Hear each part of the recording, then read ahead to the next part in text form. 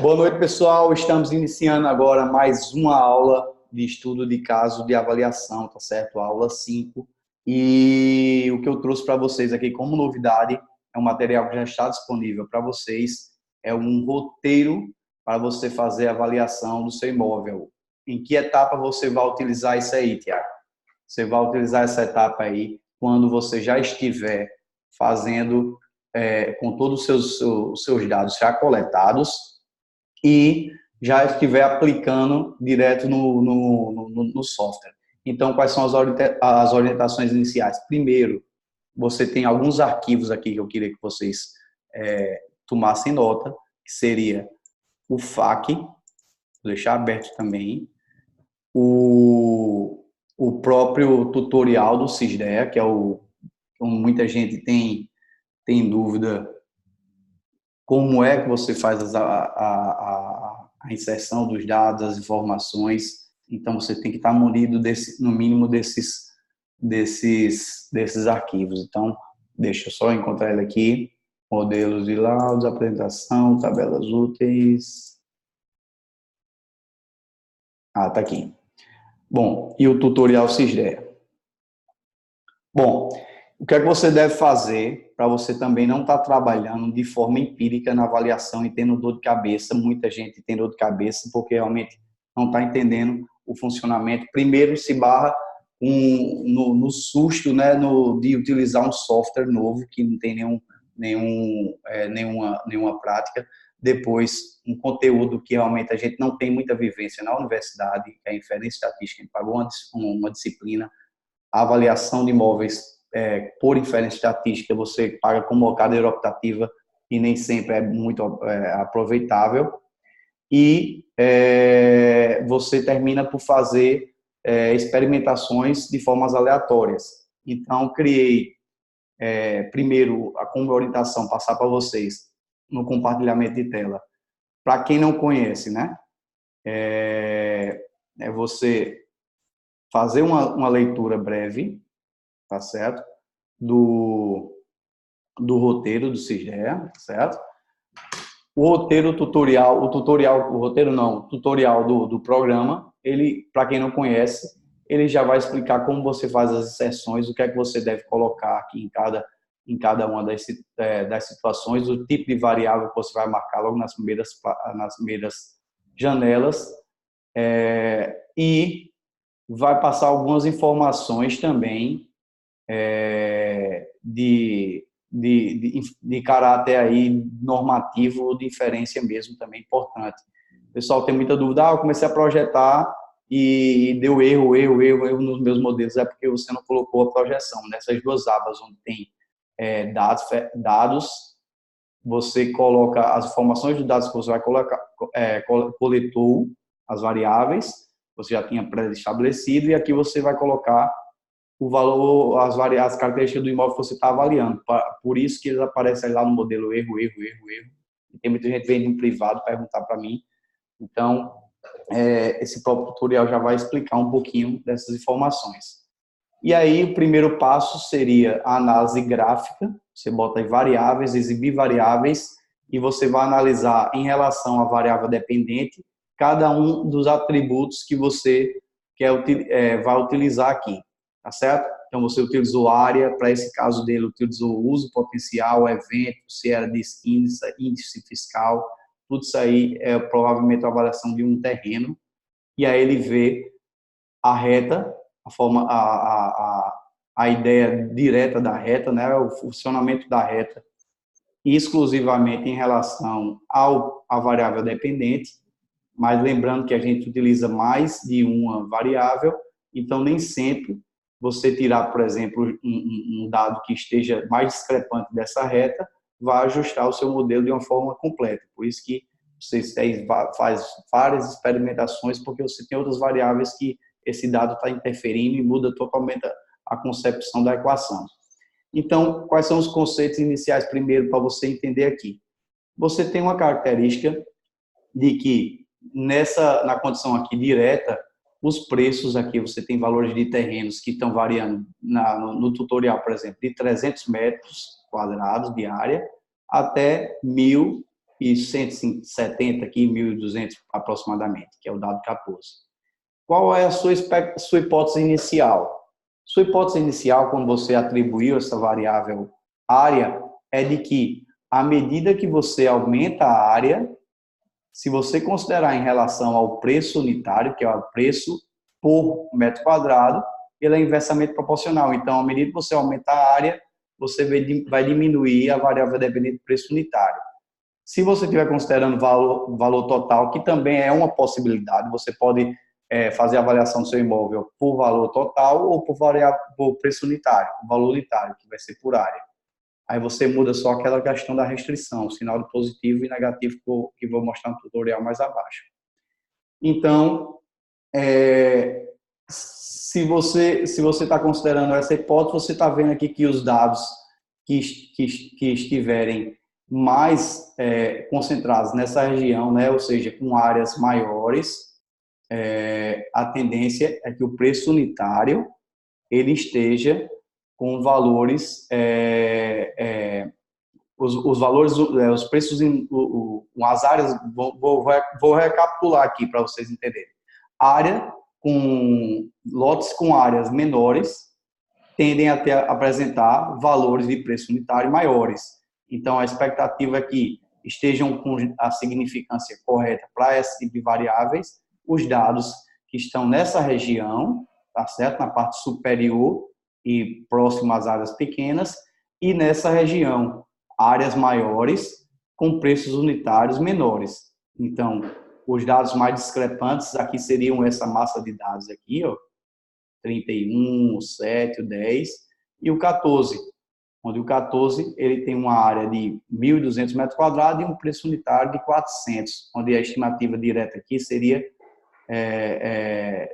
deveria estar bem menor. Então, você vai fazer essas análises gráficas para poder, inicialmente, começar a modelar e ver como é que estão se comportando, identifica se tem algum ponto mais atípico, que é um ponto que está fugindo da época, por exemplo, um ponto aqui, seria um ponto atípico, está fugindo da grande massa de dados.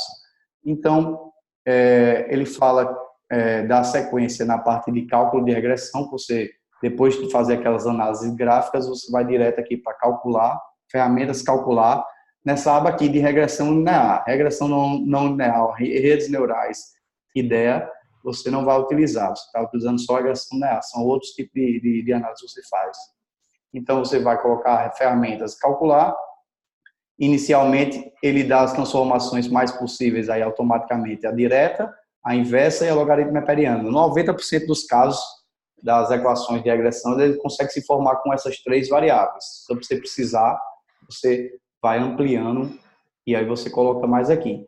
Então, quando você, a partir do momento que você abre ferramentas e calcular, você vai ter que classificar a sua hipótese para as variáveis independentes que você atribuiu aí.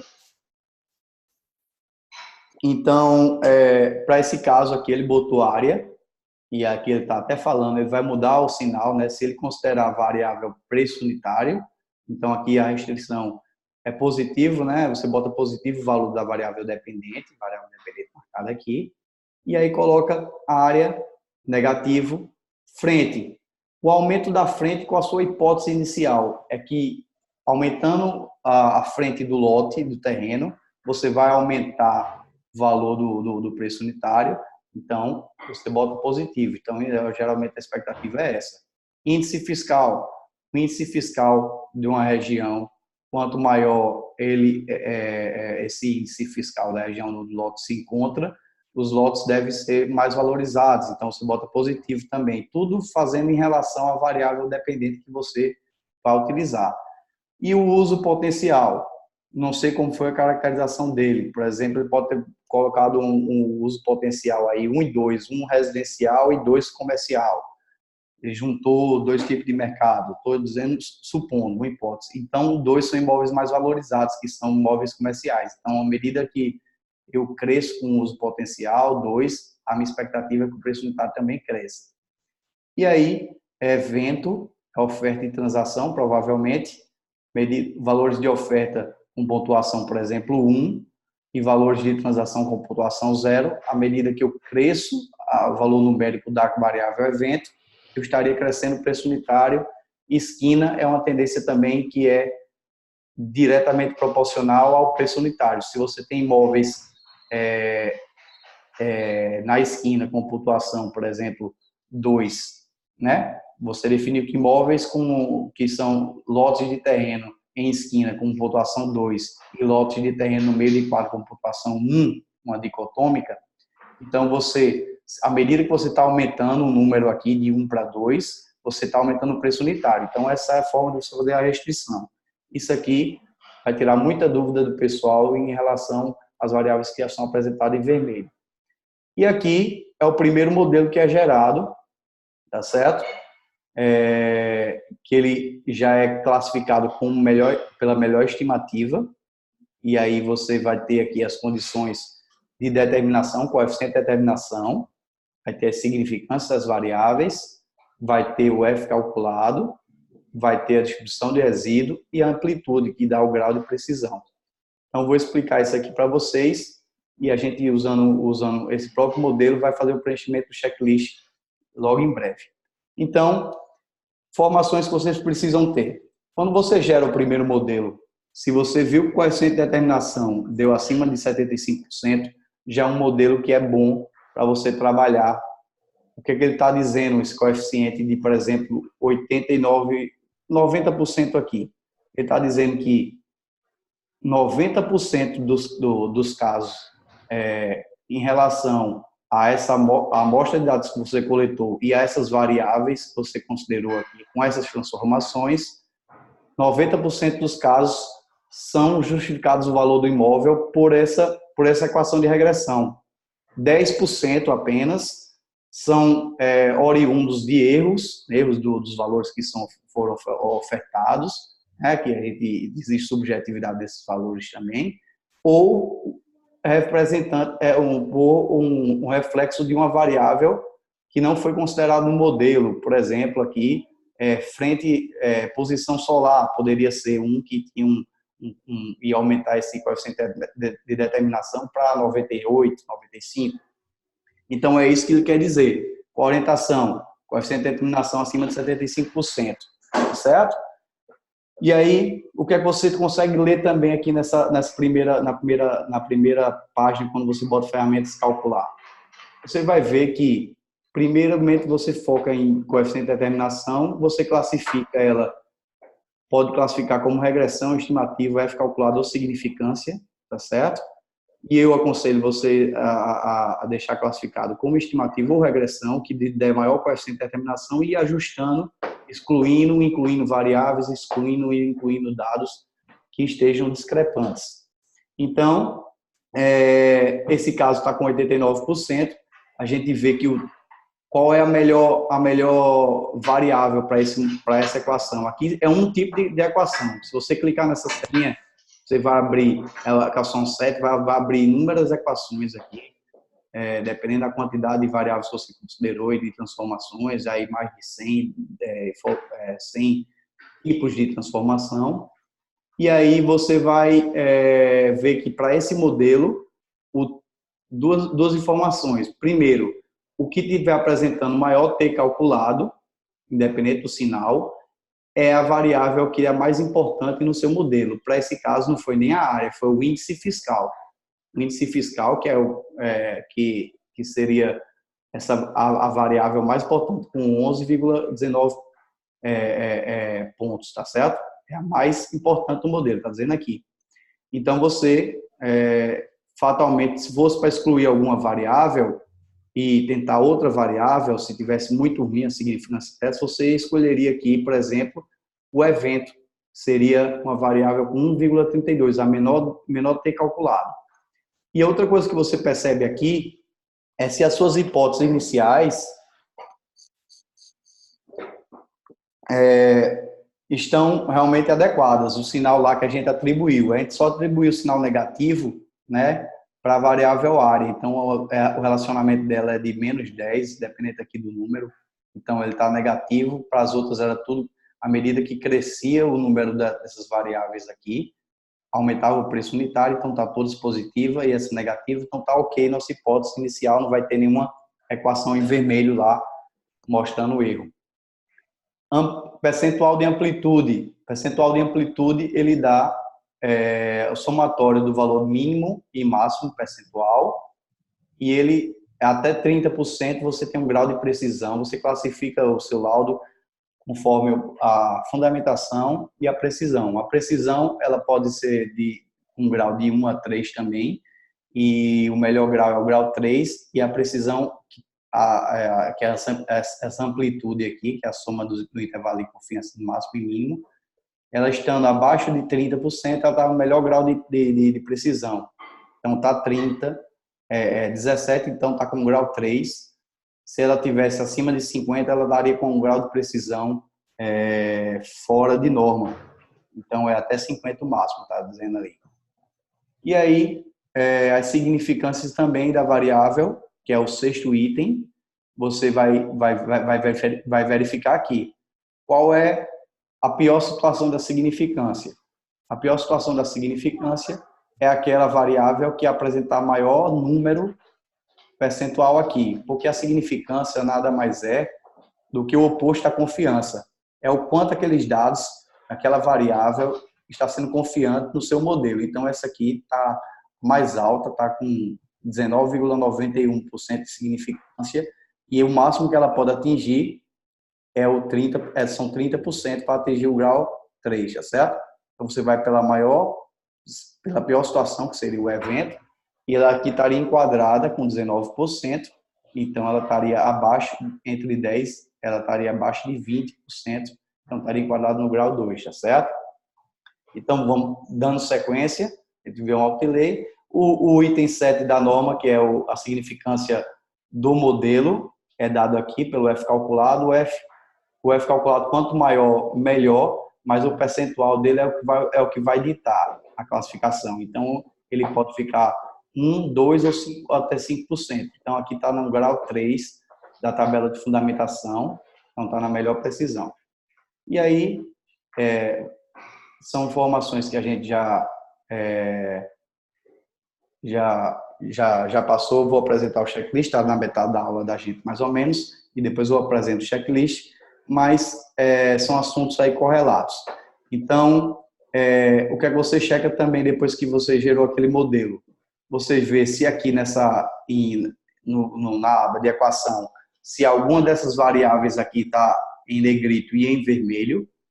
Ela só vai estar apresentando se a hipótese inicial que você teve de positivo, negativo, aquelas restrições, ela tiver em sentido oposto do que você tinha atribuído. Então, para esse caso aqui, não teve nenhuma situação, tá certo? Então, não precisaria ajustar. E depois você pode fazer uma análise dos resíduos também, a distribuição dos resíduos. Antes de chegar no resíduo que é lá embaixo, você vai em aderência, esse botãozinho aqui, e você vai ver que a equação da reta daqui, deixa eu só afastar aqui, vocês não vêem, mas tem uma tela mesmo na frente. Você tem que ver esse ajuste dessa reta vermelha, que é a reta da regressão da sua, ela tem que estar o mais aproximado possível da reta amarela. Então, esse aqui está bem próximo, então está um modelo válido para aprovação. E a outra condição que você vai analisar é a distribuição dos resíduos. Então, a gente tem uma orientação, não é normativo, tá certo? Vou ver se eu apresento aqui para vocês. Os dados, a curva normal, ele tem essa distribuição de 68, 90 e 95, certo? Então, ela com essa condição 68, 90, 95, ela tem uma distribuição do histograma de resíduo aproximado com a curva normal, com a curva de Gauss, certo?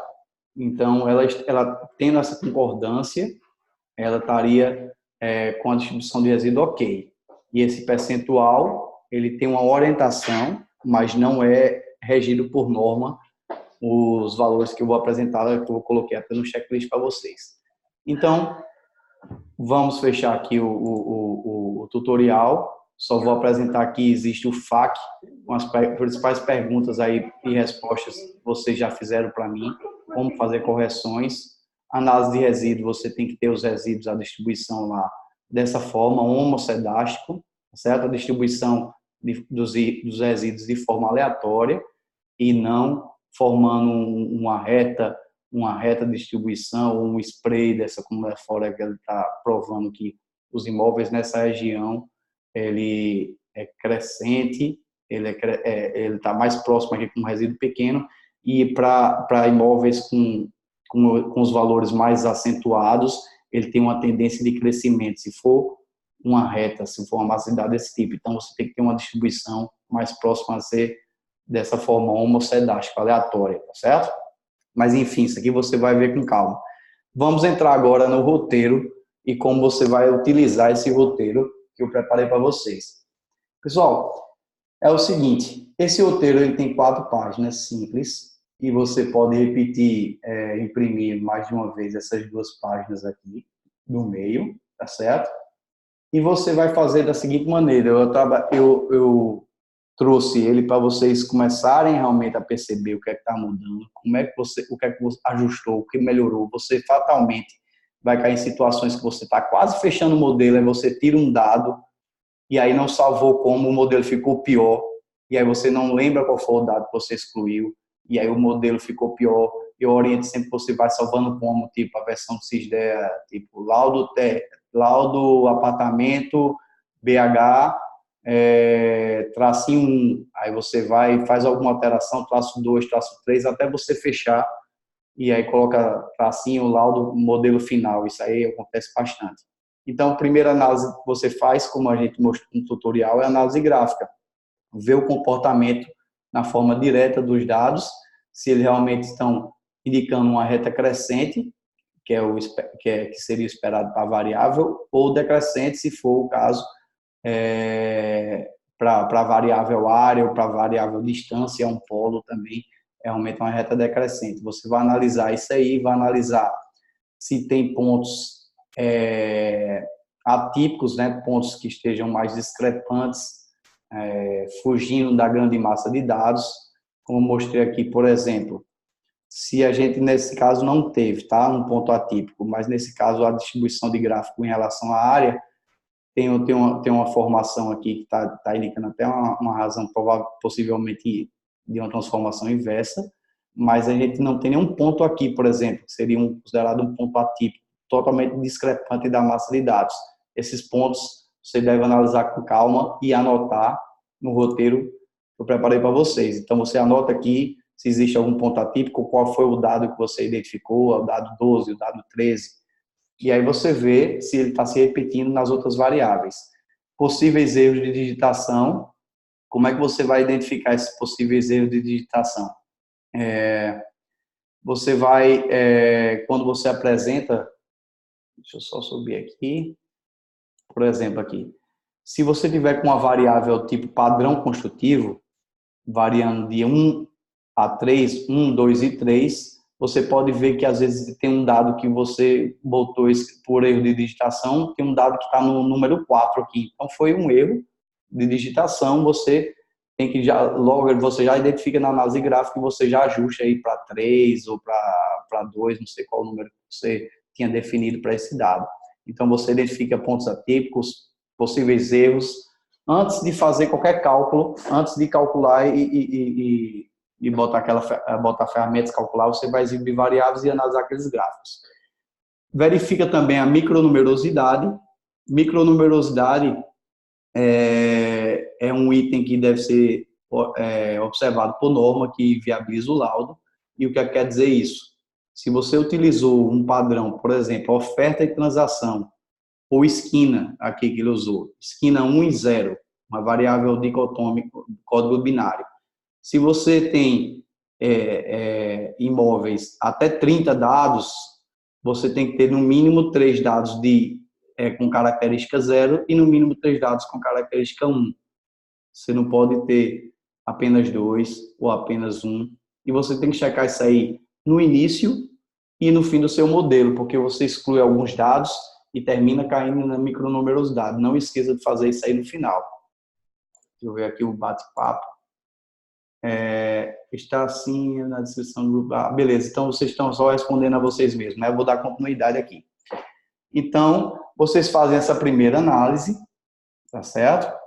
E dessa primeira análise você vai anotar esses pontos aqui e vocês vão ver a tendência, intensidade e possibilidade de transformação de algumas variáveis. Nesse caso aqui do modelo do tutorial, a gente consegue perceber que existe uma tendência, uma necessidade, não é linear, o formato dela é mais uma tendência de uma transformação aqui, geralmente inversa, a distribuição dela vai se ajustar melhor, mas você vai só tendo algumas hipóteses iniciais. Aí você anota aqui, anota os pontos atípicos e os erros já vão corrigindo, e as micronumerosidade para você coletar novos dados com essa característica se tiver ausente.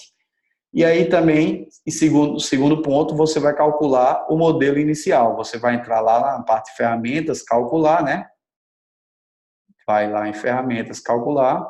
Você vai definir... cadê aqui? Variáveis, já fez. E entra em ferramentas e calcular. E aí você vai colocar as restrições e mandar fazer os cálculos e as transformações aqui já estão feitas aqui, com razão direta, inversa e logaritmo neperiano, e você vai ter um modelo. O segundo aba vai abrir isso aqui. Então, você colocando isso aí para calcular, você tem que lembrar de fazer as considerações de restrições que eu já expliquei lá no tutorial, sinal de positivo e negativo em cada tipo de variável, e depois você vai escolher a melhor equação inicial para você começar a trabalhar. Se de cara ela já desce, você fez uma coleta de amostra bem entendendo como você estava fazendo, né? Como é que eu devo fazer, Tiago, para realmente ter um modelo geralmente mais aproximado possível? Bom, você vai avaliar imóveis com padrão construtivo 1, 2 e 3. Então, você pega variáveis com padrão construtivo 1, você está com 20 dados, você pega lá uma amostra mais ou menos de 8 dados de um, distribui bem, 8 dados de outro, e o complementa aí com mais 4 dados de um padrão 3. Você, da mesma forma, utiliza tipo áreas, né, num limite razoável. São imóveis que estão variando aí de 60 a 120 metros quadrados de área construída, ou até menos, 60 a 100. E você vai ter uma amostra mais representativa do universo desse mercado. E aí, qual a orientação que eu passo aqui? A primeira equação que você define é aquela que tiver o maior coeficiente de determinação, né? Acima de 75% é o orientado, e seguir com a análise, né? Que pode ser por estimativa, classificado por estimativa, ou regressão. Geralmente a regressão dá uma determinação maior, e aí você, acima de 75, você começa a trabalhar com a inclusão de novas variáveis ou exclusão de dados, tá certo? Você já está no caminho certo. Se você está dando uma variável, um percentual de coeficiente de determinação logo no início aí, 50%, pode fazer a inclusão de novas variáveis, estudar novamente aí, analisar os dados que você tem, analisar o mercado novamente, a coleta lá. Alguma coisa está faltando que é muito importante para o seu modelo, tá certo? Então, às vezes é uma variável de localização, uma variável, por exemplo, o tipo de via, imóveis em via principal, você misturou tudo, em via local, em via principal, em via secundária, e aí ela era muito importante para esse mercado. Então, você deveria considerar, ou então, por exemplo, dormitórios, você não considerou a quantidade de dormitórios ou o número de suítes, e aí ela ficou com uma determinação muito baixa. Então, você vai ter que incluir variáveis e fazer novos testes, tá certo? E aí, onde é que tem essas informações? Essas informações eu coloquei algumas mais pertinentes aqui. Com essa determinação baixa, o que é que você pode fazer? Abaixo de 75%. Incluir possível variável importante no modelo, que foi negligenciada, ou excluir dados com resíduo relativo alto ou pontos influenciantes. Vou te explicar mais na frente aqui, tá certo? Então, depois de feita essas primeiras análises, feita a primeira equação, você vai começar a reanalisar os gráficos e ver como é que eles estavam se comportando, tá certo? Anotar os erros e dados presentes no modelo na tabela abaixo. Aí você vai começar a fazer. Qual foi o modelo? Foi apartamentos BH número 1. Qual foi o coeficiente de determinação? 0,64, 64. Aí coloca os dois valores aqui, certo? De regressão distributiva.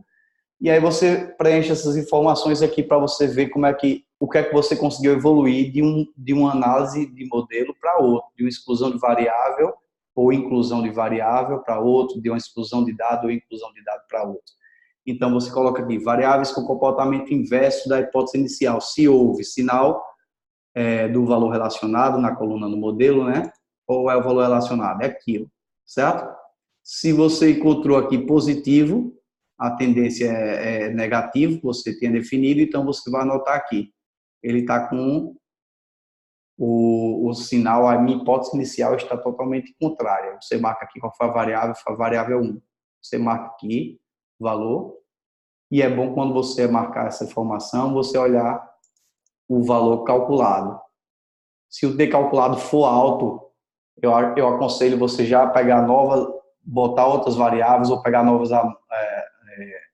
amostras, porque se ele estiver próximo de 1, 0,30, você pode excluir alguns dados e terminar conseguindo fazer o ponto atípico, conseguir fazer a inversão para a forma correta. Mas se tiver, por exemplo, aqui tivesse um T calculado de 6,77, como é o caso, e com a relação dela inversa, cara, a tua amostra de dados, você vai ter que tirar praticamente a metade dos dados para poder ajustar. Então, foge disso, analisa aí a inclusão de outra variável para ver se você consegue ajustar esse modelo. Porque lembra-se que quando você inclui uma nova variável, você muda totalmente a análise aí,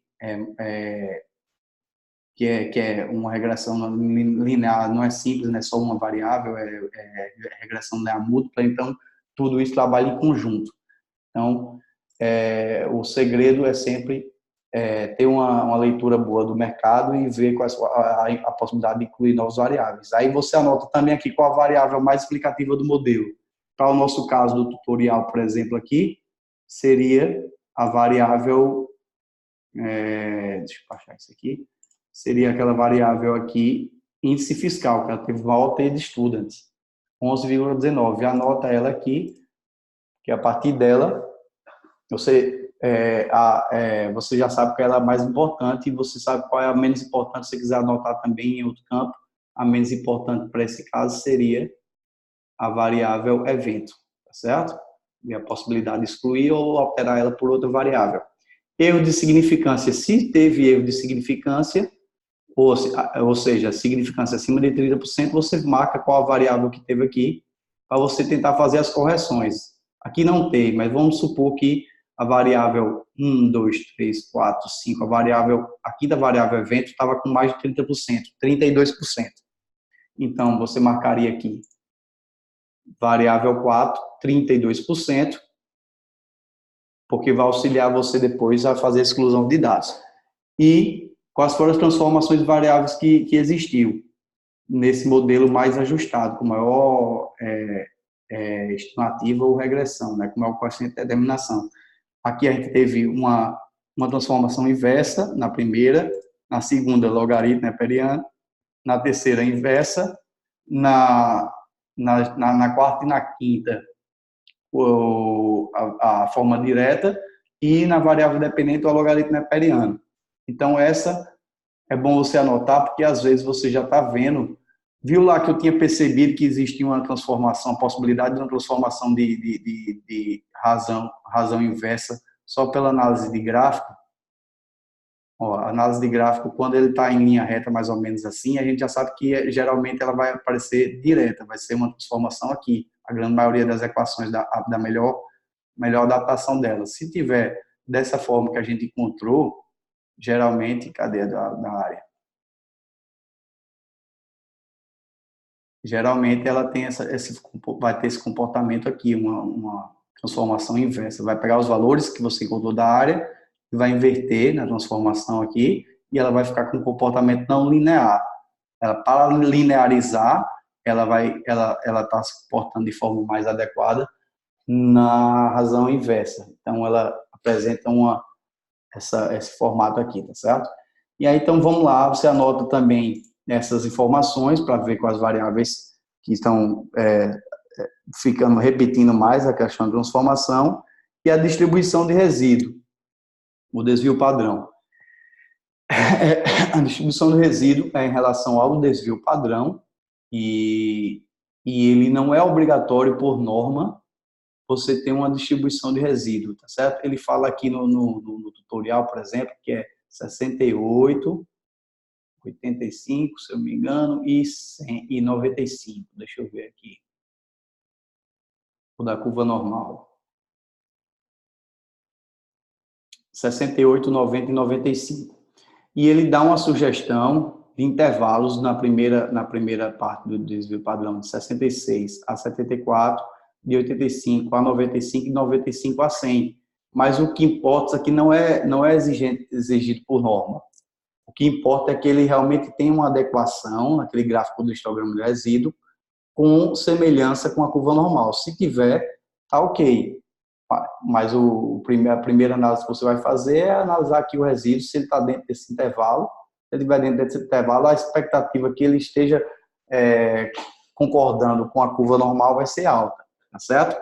Mas não se preocupe se tipo, deu um valor aqui 75, 90 e 98. Está dentro menos essa. Aqui vai ser problema? Não vai ser problema de ser o imóvel aprovado. Se ele estiver guardando esse gráfico, a forma com a curva normal, tá ok, tá certo? E aí, qual é a outra orientação do checklist? Seria que você anota aqui as distribuições para ver se está dentro desse intervalo, só para lhe orientar também, se está ok. Lembrando que é uma orientação aqui, tá certo? Não é uma exigência normativa. E o grau de precisão do modelo, você verifica lá se a amplitude está abaixo de, se estiver abaixo de 50%, você marca que sim, que ele vai estar com grau de precisão atendendo a norma. E aí, como eu falei, é aqui a amplitude. Você bota a ferramenta calcular, amplitude, o percentual de amplitude, que é a soma do intervalo de confiança máximo para mínimo, que é o imóvel que você está avaliando, deu 17, então deu abaixo de 30, deu grau 3 de precisão e estaria ok quanto à precisão. Então, sim. Tiago, e como é que aumenta essa precisão? Como é que diminui? Um imóvel, a precisão do modelo vai estar mais justo quando a média do imóvel que você o imóvel que você está avaliando está mais próximo da média das variáveis. Então, tipo, você tem variáveis com áreas aí, média na faixa de 100 metros quadrados, você imóvel tem 105, e padrão construtivo 2, seu imóvel tem padrão construtivo 2. Se tiver mais próximo da média, ele vai ficar uma precisão maior, certo? Gráfico de resíduos é homocedástico, a distribuição é aleatória, você marca se sim ou não, se não, é motivo de reprovação, tá certo? Então, você tem, como foi mostrado até aqui no FAQ, ele tem que ter uma distribuição aleatória, sim. Se ela tiver alguma forma, por exemplo, ou em formato de spray aqui também, ou então em formato com a reta crescente aqui, está indicando que a distribuição do resíduo não é homocedástica, ele é heterocedástica. Então, eu tenho que analisar esse gráfico também. Então, isso aí é um motivo de aprovação, vocês olhem aí também. O F calculado ele tem que estar menor que 0,05, que 5%. Você olha já aqui também, tá certo? É 1%, está no grau 3, com a tabela, isso aí já vai dar automático para vocês. Identificação de pontos influenciantes, importantíssimo. Primeiro ponto que você vai fazer, antes de fazer a exclusão ou inclusão de alguma variável, é você ir em distribuição de resíduos. Deixa eu ver se eu encontro uma imagem aqui. Deixa eu ver se eu encontro alguma imagem aqui. Essa aqui é do modelo antigo. Não tem aqui. Bom, é aqui em resíduos, ele vai ter uma abinha aqui embaixo, e tem resíduos, e tem do lado pontos influenciantes. Aí você vai clicar. Ou distância de cookie. Se ele tiver acima de 1, é uma linha azul que passa aqui. Se algum dado estiver acima dessa linha azul, 1, ele está mostrando que ele é um ponto influenciante. Ele é um ponto que está puxando toda a tendência do seu modelo a uma função diferente do que é o estimado. Então, você deve necessariamente já excluir esse dado e analisar o modelo, calcular novamente sem ele, tá certo? Vai lá em resíduos, aqui embaixo vai ter o gráfico da distribuição de resíduos e do lado tem uma abinha chamada distância de Cook. Valores acima da reta de 1, você exclui do modelo, tá certo? Então, voltando lá para o checklist, identificou, anota aqui os pontos para fazer exclusão. Geralmente é um ponto que tem, não chega a ter 3 de uma vez só não, mas se tiver, você vai excluir um por um, tá certo? O pior caso, depois vai dar sequência se permanecer com mais de um valor com distância de Cook acima de 1, que é um ponto influenciante. Dados com resíduos superiores, resíduos relativos superior a 70 deve ser excluído e observar, dar uma atenção especial àqueles acima de 40%. Então, você verifica onde? Nessa parte aqui, onde tem a aderência, curva de aderência, né? No tutorial apresenta também. Aqui, ó, você bota aderência, nesse botão aqui, e ele vai apresentar essa slide aqui para você. Então, se você está vendo esses pontos que estão mais distantes da reta vermelha, você aperta Ctrl N, você vai identificar qual é o dado. Possivelmente esse dado que está afastado aqui deve ser esse dado 2, porque ele está com um percentual resíduo relativo 23,65. Ah, Tiago, o que seria esse resíduo relativo? O resíduo relativo é o seguinte: você, quando faz uma regressão linear, você define uma equação.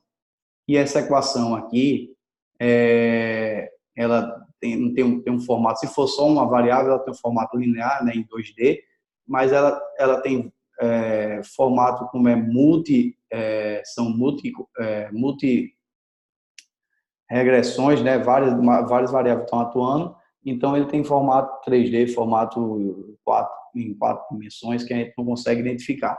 Então, se fosse apenas nesse sentido aí, em uma variável só considerando uma regressão linear simples, esse ponto seria fatalmente o ponto mais afastado, que tem o maior resíduo relativo. E o que é o resíduo relativo, voltando, é o seguinte: você coletou o dado no mercado e você observou que ele tinha 215,38 reais por metro quadrado, né? É o preço unitário do imóvel, e para a sua equação de regressão, ele deveria estar estimado em 164. Então, ele está superior em 23%, ou seja, 50,93 pontos. Então, se ele tiver um resíduo relativo acima de 100, está o dobro. Por exemplo, ele estava estimado, você coletou lá a R$100 o metro quadrado, e ele estava estimado a R$200 o metro quadrado. Então, existe uma diferença aí de 100%. Então, isso aí que significa o resíduo relativo. Então, o primeiro ponto que você vai fazer, aqui conforme o roteiro, vamos lá. Você vai definir o primeiro modelo com o maior coeficiente de determinação, tá certo? Definido eles, você vai anotar os pontos que estão discrepantes, significância alta, ver qual a variável mais explicativa do modelo, que é aquela que tem maior T de estudo. A gente vai ver a distribuição do resíduo, como é que está agora, o grau de precisão. E aí, primeiro ponto, retirar os pontos influenciantes, tá certo? Que tiver a distância de Cook maior que 1, você exclui e faz um novo cálculo e vê como ele se comportou. Aí você vê se realmente permaneceu as significâncias ruins, as variáveis, e vai vendo, vai ajustando aqui. Ah, ainda está ruim, beleza. O que é que eu posso fazer para melhorar a significância dos meus modelos? Significância alta, análise do gráfico da variável dependente com a variável independente, identificar os pontos atípicos em relação a essa variável que está dando significância alta. Por exemplo, se aqui fosse a variável área, tá certo? Eu poderia testar, conforme aqui, ó, eu poderia testar a exclusão